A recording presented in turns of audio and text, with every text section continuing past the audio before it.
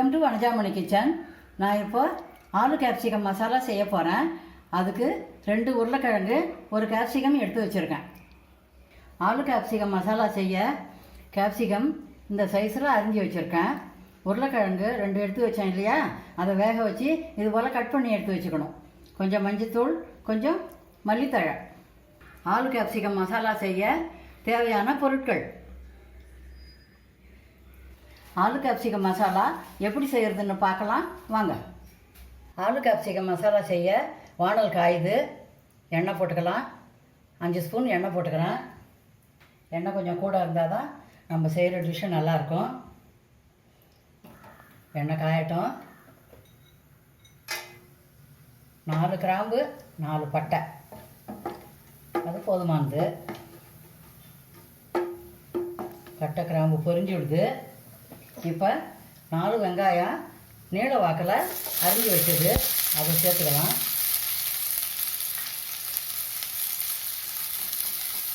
அதை சேர்த்து வதக்கணும். ஒரு 2 நிமிஷம் வதக்கணும். வெங்காயம் வதங்க கல் உப்பு சேர்த்துக்கலாம்.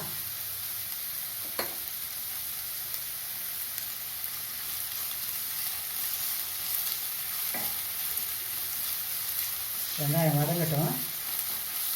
நீல வாக்கில் அரிஞ்சு வச்சா தான் நம்ம செய்கிற டிஷ்ஷு நல்லாயிருக்கும்.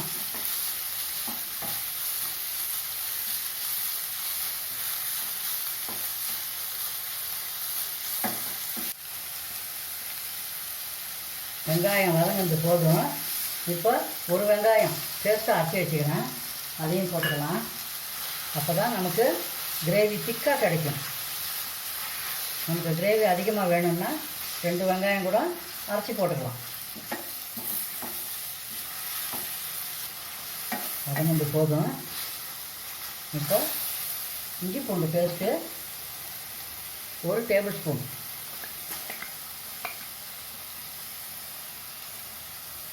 அதையும் போட்டு வதக்கலாம்.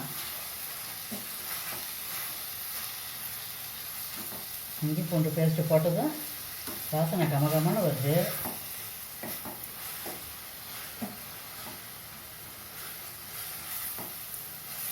இப்போ நம்ம அடுப்பை சிம்மில் வச்சுக்கலாம். அப்போ தான் அடி பிடிக்காத வேகும். இஞ்சி பூண்டு விழுது பச்சை வாசனை போகிற வரைக்கும் வதக்கணும். ஒரு 2 நிமிஷம் வதக்கணும். 2 நிமிஷம் ஆகிடுது. கொஞ்சம் ஃப்ளேம் அதிகரிச்சுக்கலாம். இப்போ 2 தக்காளி அரைச்சி வச்ச விழுது, அதை சேர்த்துக்கலாம். அதை சேர்த்து நல்லா வதக்கணும். அதுவும் 2 நிமிஷம் 3 நிமிஷம் வதக்கணும். தக்காளி பேஸ்ட்டு பச்சை வாசனை போகிற வரைக்கும் வதக்கணும். இஞ்சி பூண்டு பேஸ்ட்டு எப்படி பச்சை வாசனை போகிற வரைக்கும் வதக்கணுமோ அதே போல் தக்காளி பேஸ்ட்டும் பச்சை வாசனை போகிற வரைக்கும் வதக்கணும்.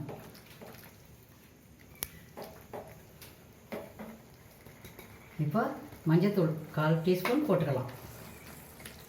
மஞ்சத்தூள் போட்டால் சீக்கிரம் வதங்கும், பச்சை வாசனை போகும், சீக்கிரமாகவும் வதங்கும். இப்போ பச்சை வாசனை போயிடுது. தக்காளி பேஸ்ட்டு நல்லா வதங்கிடுது. 2 ஸ்பூன் தனி மிளகாய்த்தூள் சேர்த்துக்கலாம்.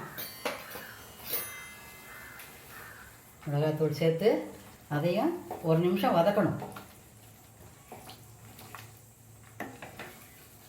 நமக்கு எவ்வளோ கிரேவி வேணுமோ அதை தக்காளியும் வெங்காயமும் கூட்டி போட்டுக்கலாம்.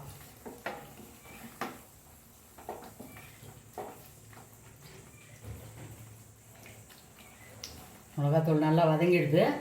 இப்போ 2 ஸ்பூன் மல்லித்தூள் சேர்த்துக்கலாம். மல்லித்தூள் சேர்த்து அதையும் 1 நிமிஷம் வதக்கணும்.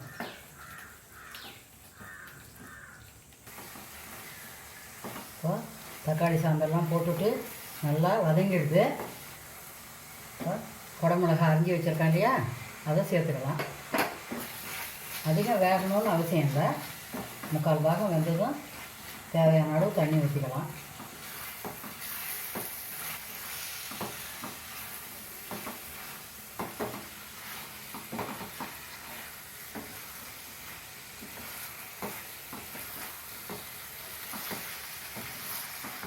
இப்போ மீடியம் ஃப்ளேமில் வச்சுக்கலாம்.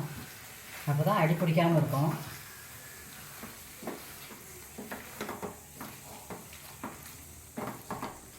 நல்லா கிரேவி மிளகாயில் கலக்கிற மாதிரி நல்லா கிளறி வைக்கணும்.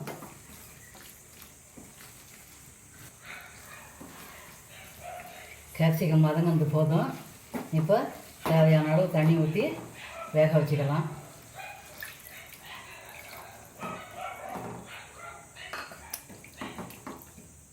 நல்லா கலந்து விட்டுட்டு தண்ணி தேவைப்பட்டால் இன்னும் கொஞ்சம் சேர்த்துக்கலாம்.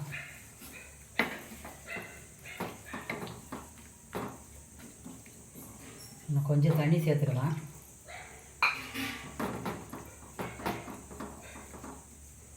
குடமிளகா வேகட்டும். கொஞ்சம் தீயை பெருசாக வச்சுட்டு மூடி வச்சுக்கலாம். மசாலா வெந்துடுதா பார்க்கலாம். கேப்சிகம் முக்கால் தான் வெந்துடுது. இதுதான் வெந்த ஸ்டேஜு. இப்போ இந்த ஸ்டேஜில் வேக வச்சு அரிஞ்சு வச்ச உருளைக்கிழங்க சேர்த்துக்கலாம்.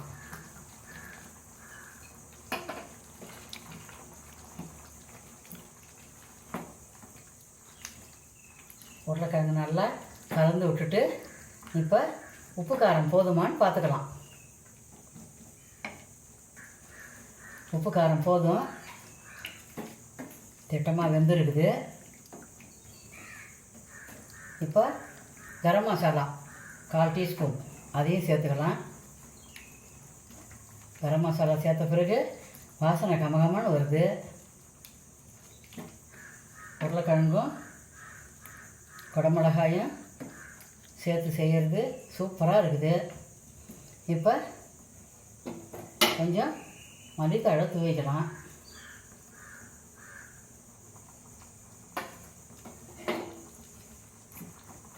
ஆலு கேப்சிகம் மசாலா ரெடி ஆகிடுது. ட்ரான்ஸ்ஃபர் பண்ணிக்கலாம்.